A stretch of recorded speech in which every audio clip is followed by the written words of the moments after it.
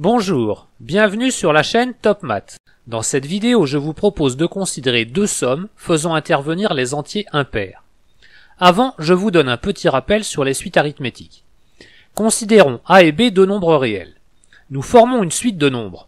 En partant de A, on lui ajoute B pour obtenir le nombre A plus B. En ajoutant encore B à ce dernier nombre, on obtient A plus 2B. En recommençant, on obtient A plus 3B, et ainsi de suite.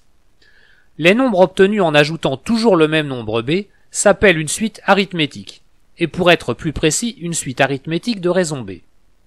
Il y a une formule simple pour calculer la somme des termes consécutifs d'une suite arithmétique. A plus B, etc. plus A plus K moins 1 fois B est égal à la moyenne du premier et du dernier terme multiplié par le nombre de termes de la séquence. Nous allons l'utiliser pour calculer la somme des premiers entiers impairs. Mais commençons par regarder quelques exemples. Le premier nombre impair est 1. Bon, il n'y a pas grand-chose à en dire.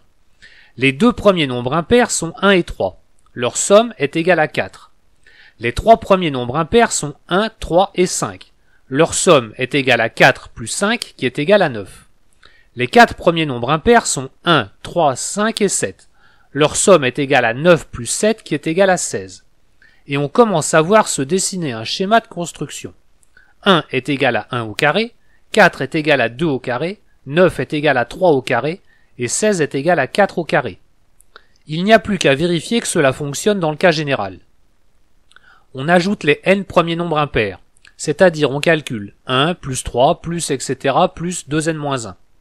Ces termes forment une suite arithmétique. La somme est donc égale à la moyenne des termes extrêmes multipliée par le nombre de termes, c'est-à-dire n fois n qui est égal à n au carré. La somme des n premiers nombres impairs est égale à n au carré.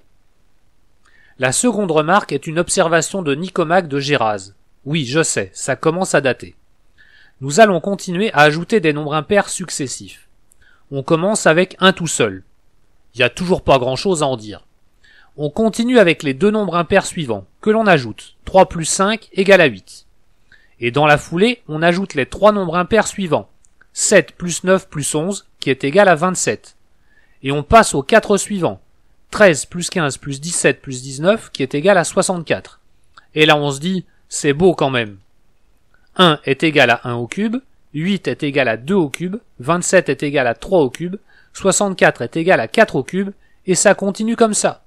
Le nème paquet est formé des n nombres impairs consécutifs qui démarrent avec le nombre n au carré moins n plus 1 et qui se terminent avec le nombre n au carré plus n moins 1. La somme est égale à la moyenne des termes extrêmes multipliée par le nombre de termes, ce qui donne bien une somme égale à n au cube. Voilà, cette vidéo est terminée, n'hésitez pas à me laisser des commentaires, à partager mes vidéos et même à vous abonner. Vous pouvez aussi me retrouver sur Facebook. À bientôt sur la chaîne Top Math.